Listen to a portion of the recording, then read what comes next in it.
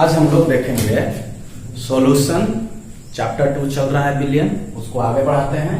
और आज का टाइटल है 2.6 बिलियनों के अनुसंख्यक गुणधर्म और आणविक द्रव्यमान की गणना, colligative properties and determination of molar mass. तो आज हम लोग अनुसंख्यक गुणधर्म के अंतर्गत एक टाइटल को स्टडी करेंगे, सिर्फ एक टाइटल को पढ़ेंगे और आगे जो आएगा इसका सेकंड टाइटल होगा 2.6.2 क्वथनांक का उन्नयन होगा। लेकिन आज केवल हम लोग देखेंगे वाष्प दाब का अपेक्षिक और नमन। तो सबसे पहले जान लेते हैं कि ये टाइटल को पढ़ने के लिए आपको क्या क्या जरूरत पड़ेगा और क्या क्या बातों को समझना पड़ेगा। और पिछला वीडियो अगर अभी आप तक नहीं देखे हैं, राउल्ट्स के नियम का नहीं देखे हैं, तो लिंक नीचे दिया जा रहा है, उसको आप क्लिक कीजिए और जाकर देखिए। पहले राउल्ट के नियम को पहले अच्छा से समझ लीजिए, उसके बाद ही ये टॉपिक समझ में आएगा, नहीं तो वीडियो देखना बेकार है। तो चलिए स्टार्ट करते हैं। पहले राउल्ट का नियम याद रखिए, गैस प्लस द्रव के लिए कौन सा नियम आया था? हेनरी का नियम आया था, ठीक है। और द्रव के लिए कौन सा नियम आया? राउल्ट का नियम आया, ठीक है। इतना तो आप जान रहे हैं। और राउल्ट का नियम क्या है? देखिए हेनरी का नियम क्या था? P प्रोपोर्शनल KH से। और यहाँ पर द्रव के लिए कौन सा नियम लग रहा था? राउल्ट का नियम। राउल्ट का नियम P टोटल कितना आया था? P1 plus P2। और यहाँ पर देखिए P टोटल को अगर ऐसे लिखेंगे आप, P1 not x1 plus P2 not x2। ये एक्सप्रेशन आया था जो आपको बार बार दिमाग में रखना होगा कि कैसे आया था, वहां पर आपको हल करके दिखाया गया था। एक बार फिर से समझिए, गैस द्रव के लिए आया था हेनरी का नियम, द्रव के लिए आया था राउल्ट का नियम। हेनरी का नियम KHX, ये आपका KH हेनरी स्थिरांक है। और यहां पर भी P1 नॉट और P2 नॉट, ये है आपका शुद्ध अवस्था में विलायक का जो है वाष्प दाब है या विलयन का वाष्प दाब है शुद्ध अवस्था में, ठीक है। तो ये भी एक स्थिरांक है। इसकी विशेष स्थिति को भी हमने देखा कि जब इसका स्थिरांक और इसका स्थिरांक आपस में क्या हो जा रहा था? बराबर हो जा रहा था। आज चलिए उसी को आगे बढ़ाते हैं और पढ़ना है आज हम लोग को वाष्प दाब का अपेक्षिक और नमन। तो वाष्प दाब का अपेक्षिक और नमन को पढ़ने से पहले टाइटल देखिए क्या है, बिलियनों के अनुसंख्यक गुणधर्म। तो सबसे पहले जानते हैं कि बिलियन का अनुसंख्यक गुणधर्म क्या है, पहले उसको पढ़ते हैं। तो मैं इसको डिलीट कर दूं। देखिए बिलियन का अनुसंख्यक गुणधर्म क्या है कि जैसे एक आप बर्तन लिए हैं, ठीक है, एक बर्तन लिए और इसको ढक दिया, ठीक है। ये आपका विलायक है, ठीक है। और विलय है, मान लीजिए कि NaCl है, ठीक है, ठोस विलय है, ठीक। अब ध्यान दीजिएगा कि एक विलयन का ऐसा गुण जो इस पर डिपेंड ना करे कि NaCl हो या KCl हो या KNO3 हो, इस पर डिपेंड ना करे, ठीक है। डिपेंड किस पे करे? ये कितना NaCl है यहाँ पर, मतलब NaCl की मोलों की संख्या कितनी है। तो अगर 10 NaCl है, 10 KCl है और यहाँ पर 10 KNO3 है, ध्यान दीजिएगा, 10 NaCl, 10 KCl, 10 KNO3। तो अब इस पर डिपेंड करेगा 10, 10, 10, देखिए तीनों एक ही है। लेकिन आगे आप NaCl लिए हैं कि KCl लिए हैं कि KNO3 लिए हैं, इस पर डिपेंड नहीं करता है। कहने का मतलब यह हुआ कि विलय के अणुओं की संख्या पर निर्भर करेगा, लेकिन विलय की प्रकृति पर निर्भर नहीं करेगा कि आपने ठोस जो है ठोस विलय के रूप में किसे लिया है, हाँ आपने कितना लिया है, इस पर डिपेंड करेगा। तो इस प्रकार के गुण को ही कहा जाएगा अनुसंख्यक गुण। एक बार डेफिनेशन को पढ़िए, आपके सेवा में हाजिर है परिभाषा। विलयन के वे गुण जो विलयन के निश्चित आयतन में उपस्थित विलय के अणुओं की संख्या पर, विलय के अणुओं की संख्या पर आधारित होते हैं या निर्भर करते हैं, लेकिन प्रकृति पर नहीं। लेकिन प्रकृति पर नहीं, वो किस प्रकार का विलय है इस पर नहीं, वो क्या कहलाएंगे? अनुसंख्यक गुणधर्म कहलाता है। और विभिन्न प्रकार के अनुसंख्यक गुणधर्म आपको यहाँ पर पढ़ना है, जिसमें से पहला अनुसंख्यक गुणधर्म है वाष्प दाब का अपेक्षिक अवनमन। ये तो रिलेट करता है, अवनमन मुख्य रूप से आपको पढ़ना है। तो अवनमन का मतलब पहले मैं आपको बता देता हूं। अवनमन का मतलब होता है कमी। कुछ कुछ बेसिक बात जो अभी इसमें प्रयोग होने वाला है, सारी बातों को पहले समझ लीजिए। x1 और x2 बराबर 1 होता है, पता है आप लोग को। अब यहां पर देखिए x1 मोलंस और x2 भी मोलंस है। अब ध्यान दीजिएगा, जो राउल्ट का नियम आपका कह रहा है, शुद्ध प्रावस्था में विलयन का वाष्प दाब है और विलयन का वाष्प दाब P1 है। ठीक है, ध्यान दीजिएगा। मैं कल आपको क्लास में ये बताया था कि अगर किसी भी बर्तन में शुद्ध विलायक है, अब अगर उसमें आप अवाष्पशील विलय डाल दीजिएगा, अवाष्पशील विलय अगर उसमें आप डाल देते हैं तो उसका जो वाष्प दाब होगा इसके वाष्प दाब से, शुद्ध विलायक के वाष्प दाब से कम हो जाएगा, क्योंकि वो वाष्प में कन्वर्ट नहीं होता है, अवाष्पशील विलय नहीं उड़ता है, कन्वर्ट नहीं होता है। तो इस स्थिति में इसका वाष्प दाब ज्यादा हो जाएगा। ठीक है, तो इसका मतलब यह हुआ कि विलय पदार्थ जो है अवाष्पशील अगर आप लेते हैं तो विलय का रोल ही खत्म हो जाता है, विलय का महत्व जो है खत्म। और यहां किसका महत्व बढ़ेगा? विलायक का महत्व केवल रहेगा। तो अब ध्यान दीजिएगा कि अगर अभी मैं केवल बता रहा हूं कि इस टर्म को कैसे समझना है, बहुत सरल तरीका से कैसे समझना है कि अगर एक विलयन रहेगा, विलयन में कितना कंपोनेंट है? विलय है और विलायक है। ठीक है, अब ध्यान दीजिए, विलय का तो अब रोल खत्म हो गया और आप जान रहे हैं कि P1 नॉट x1 ये है। ठीक है, अब ये स्थिरांक है शुद्ध प्रावस्था में, ये शुद्ध प्रावस्था में। ठीक है, विलयन का वाष्प दाब है, याद रखना है आपको। और x1 क्या है? मोल अंश है। तो अब ध्यान दीजिएगा, अब ये विलय का मोल अंश आप लीजिए x2। x1 कब होगा? जब x2 का वैल्यू क्या होगा? 0 होगा। देखिए x1 plus x2 equal to 1। मैं आपको पिछले क्लास में बताया था कि x1 का वैल्यू 1 कब होगा? x1 का वैल्यू 1 कब होगा? जब x2 का मान क्या होगा? 0 होगा। तो इसका मतलब कि x2 का वैल्यू 0 आना चाहिए। पहले बात को समझिए। तो यहां विलय नगण्य है, ये वाष्प में नहीं कन्वर्ट होगा, अवाष्पशील विलय यदि आप डिजोल्व कराइएगा तो। अब यहां पर विलय का मोल अंश आप लेना है x2। एकदम यहीं पर ध्यान दीजिएगा, विलय का मोल अंश हो गया x2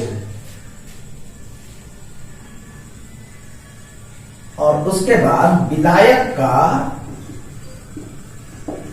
मोल अंश हो गया x1। ठीक है, विलायक का मूल अंश हो गया x1 और विलय का मूल अंश हो गया x2। अब इन सारी बातों को अप्लाई करेंगे हम लोग वाष्प दाब के अपेक्षिक अवनमन को समझने के लिए। तो अभी एक बार मैं फिर से रिवाइज करा दे रहा हूं कि अनुसंख्यक गुणधर्म क्या है। तो अगर कोई भी विलयन का एक ऐसा गुण जो विलय के प्रकृति पर निर्भर नहीं करे कि किस प्रकार का आप विलय ले रहे हैं, विलय के अणुओं की संख्या पर डिपेंड करे कि कितना आप ले रहे हैं, क्या ले रहे हैं, इस पर डिपेंड नहीं करे, तो ऐसा गुण जो है विलयन का कहलाता है अनुसंख्यक गुण। और उसके अंतर्गत हम लोग को पढ़ना है पहला 2.6.1 में relative lowering of vapour pressure. Lowering मतलब लो हो रहा है, कम हो रहा है। कैसे कम हो रहा है, अब इसके पूरे गणितीय व्याख्या के साथ हम लोग देखेंगे।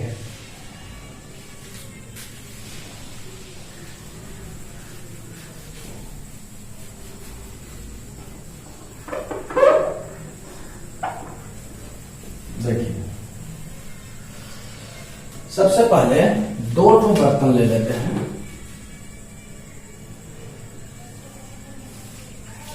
यहीं पर ले लेते हैं।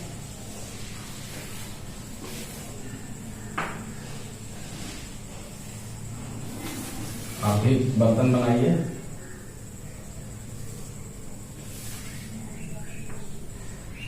पिछले क्लास में आपको ये बताया गया है, देखिए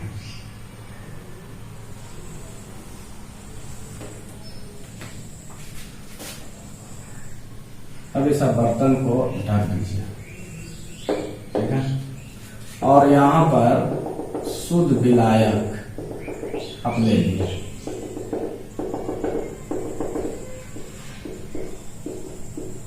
हमने शुद्ध विलायक यहां पर लिया, ठीक है। और शुद्ध विलायक का वाष्प दाब क्या होता है आपको पता है, P1 नॉट। उसके बाद देखिए हमने क्या किया कि इस बर्तन में इसी बर्तन में अवाष्पशील विलय को मिला दिया। अवाष्पशील विलय को क्या किया, यहां पर मिला दिया। तो आपको ये पता है कि अवाष्पशील विलय तो कन्वर्ट नहीं होगा, वो नहीं उड़ पाएगा। तो मिलाने के बाद क्या होगा कि इतना आधा जो है 50% और एक 50% लेयर तो आपका विलायक था, और एक 50% अब किसका हो गया, विलय का हो गया। विलय में कौन सा विलय, अवाष्पशील, ठीक है। अब ध्यान दीजिएगा कि ये विलायक 50% और ये अणु तो इसके सरफेस पे आके बैठ जाएगा, ठीक है, विलय का, क्योंकि ये कन्वर्ट तो हो नहीं रहा है।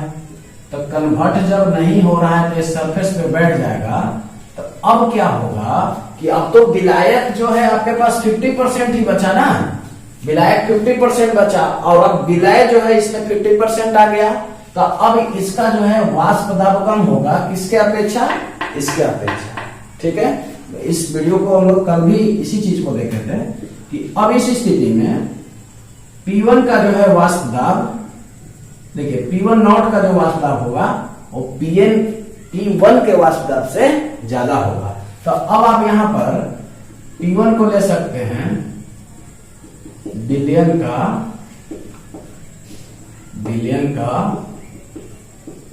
वाष्प दाब, ठीक है, विलयन का वाष्प दाब P1 हो गया। और इस शुद्ध प्रावस्था में विलायक का वाष्प दाब था।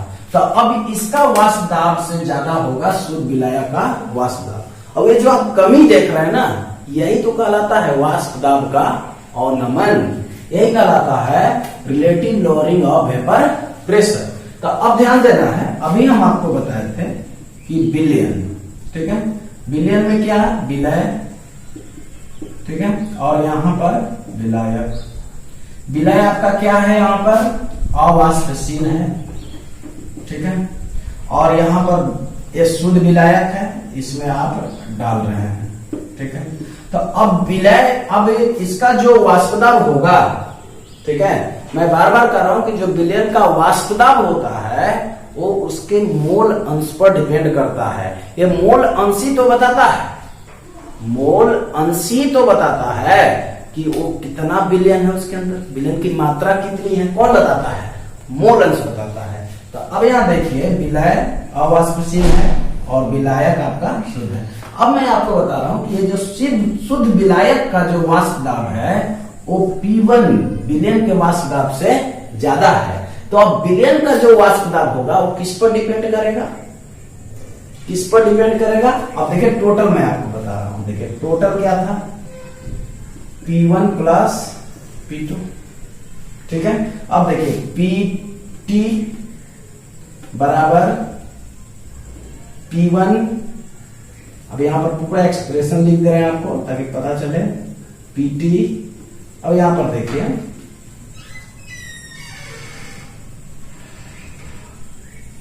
X1 P2 नॉट X2, पूरा एक्सप्रेशन को पहले आप नोट कीजिए, इतना स्क्रीनशॉट लीजिए, फिर आगे बता रहे हैं।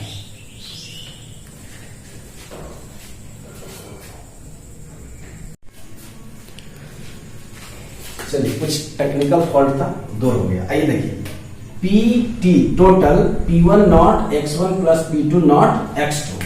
अब ध्यान दीजिएगा, यहां पर मैं बता रहा हूं कि विलय अवाष्पशील है और विलय क्या है, शुद्ध है। इसका मतलब कि यहां पर जो भी वाष्प दाब क्रिएट हो रहा है वो किसके कारण हो रहा है, विलायक के कारण ही हो रहा है, विलय के कारण नहीं हो रहा है। तो अभी मैं आपको पहला स्लाइड में बताया था कि यहाँ पर विलायक का ही महत्व रहेगा, विलय का नहीं रहेगा।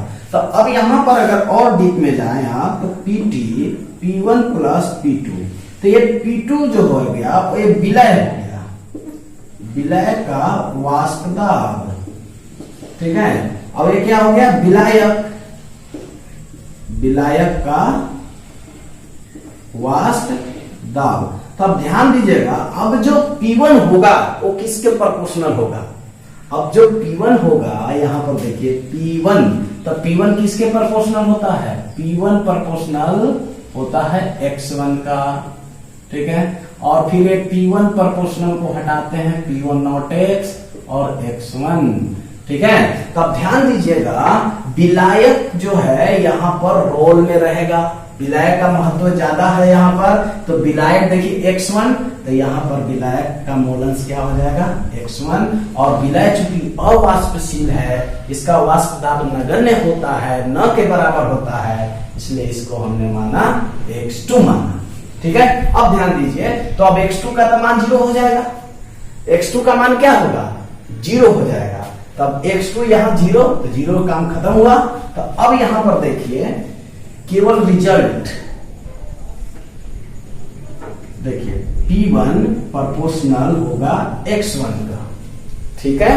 अब यहां पर देखिए P1 proportional P not 1 x1। अब एक एक्सप्रेशन को आगे आपको बढ़ाना है। एक P1 नॉट क्या है, शुद्ध विलायक का वाष्प दाब है, और x1 क्या है, विलायक जो शुद्ध है, जो विलय के कारण ही यहाँ वाष्प दाब हो रहा है। लेकिन इस विलयन के वाष्प दाब कम हो रहा है, किससे, इससे। तो अब यहाँ पर x1 का वैल्यू हम पुट करके इसकी गणितीय व्याख्या को अंतिम रूप दे सकते हैं। अब यहाँ पर देखिए मोलेंस का योग कितना होता है, x1 plus x2 equal to 1। तो अब यहां से x2 को अगर अलग, x1 को अलग निकालना है तो होगा 1 माइनस x2। अब ध्यान दीजिएगा, तो अब यहां पर क्या करेंगे, P1, ठीक है, बराबर P1 नॉट और x1 का वैल्यू आ गया 1 माइनस x2। तो P1 मल्टीप्लाई कर दीजिए, P1 नॉट 1 हो गया माइनस P1 नॉट x2। इसको आप इधर ले आइए, तो P1 नॉट x2 और इसको उधर भेज दीजिए, P1 नॉट माइनस P1। अगर x2 को आप अलग करते हैं तो ये रिजल्ट आता है P1 नॉट माइनस P1 बटा P1 नॉट। ये आपका एक्सप्रेशन आता है, देखिए ध्यान से, x2 P1 not minus P1 बटा P1 नॉट। अब ध्यान दीजिए हमने यहां पर किया क्या, तो हमने यहां पर 2 ठो बर्तन लिया, इसमें शुद्ध विलायक रखा, और शुद्ध विलायक का वाष्प दाब आपको पता है कि P1 नॉट होता है। और उसके बाद इस विलायक में एक अवाष्पशील विलय हम यहाँ पर डाल दिए, और पिछले क्लास में भी आपको बताया गया था कि अवाष्पशील विलय डालने के बाद उसका चूंकि वाष्प दाब नगण्य होता है, न के बराबर होता है, क्यों, क्योंकि वाष्प में कन्वर्ट ही नहीं होता है। तो इसके लेयर पर ये बैठ जाएगा, इसके सरफेस पर इसके मॉलिक्यूल्स बैठ जाएंगे। तो अब ये 50% भाग जो है विलय का हो गया, ये 50% विलय का रहा, तो ऑटोमेटिक है कि इस विलयन का जो वेपर प्रेशर होगा इस विलयन के वेपर प्रेशर से तो कम होगा। तो हम यहां पर बता सकते हैं कि P1 नॉट जो है ग्रेटर देन P1, मतलब इसका जो वाष्प दाब होगा इसके वाष्प दाब से ज्यादा होगा। तो वाष्प दाब में कमी आ रही है, कब कमी आ रही है, जब आप अवाष्पशील विलय को मिला रहे हो तो कमी आ रही है। तो ये कमी होने की जो घटना है उसी को बोला जाता है वाष्प दाब का अपेक्षित अवनमन। तो चलिए पढ़ते हैं, किसी विलायक का विलयन में वाष्प दाब ठोस अवाष्पशील विलय मिलाने पर कम होता है, इस घटना को वाष्प दाब का अपेक्षित अवनमन कहते हैं। तो अब यहां पर देखिए P1 नॉट और माइनस P1 बटा P1 नॉट, तो यहां पर अगर एक्सप्रेशन को देखा जाए तो P1 नॉट और P1 इस क्या हो रहा है, इसमें वाष्प दाब में परिवर्तन हो रहा है। यहां देखिए ये शुद्ध, ठीक है, शुद्ध है, शुद्ध प्रावस्था में विलयन का वाष्प दाब है और ये आपका विलयन का वाष्प दाब है, तो कमी हो रही है कि नहीं। शुद्ध प्रावस्था में विलयन का वाष्प दाब ये माइनस क्या दिखा रहा है, कमी को दिखा रहा है। तो आपको यहां पर डेल्टा P भी आप इसको लिख सकते हैं बराबर P1 नॉट X2। इस एक्सप्रेशन को आप ऐसे भी दिखा सकते हैं। तो आज हमने सीखा विलयन के अनुसंख्यक गुणधर्म। मैं आपको रिव्यू करा दे रहा हूं कि विलयन का अनुसंख्यक गुणधर्म क्या है। तो विलयन के एक ऐसा गुण जो विलय के मोलों की संख्या या विलय के अणुओं की संख्या पर तो निर्भर करता है, लेकिन उसके प्रकृति पर निर्भर नहीं करता है। ऐसे गुण को बोला जाता है विलयन के अनुसंख्यक गुण धर्म। और विलयन के अनुसंख्यक गुण धर्म के अंतर्गत आज हमने पढ़ा वाष्प दाब का अपेक्षिक अवनमन, और एक छोटा सा इसका एक्सप्रेशन था जो संबंधित राउल्ट के नियम से था। इसलिए राउल्ट का नियम जो है याद कीजिए, किसी विलयन का जो वाष्प दाब होगा उसके मोल अंश के समानुपाती होता है। आप याद रखिएगा, क्विकली आपको समझ में आ जाएगा। तब अगला टाइटल हम लोग देखेंगे क्वथनांक का उन्नयन। धन्यवाद।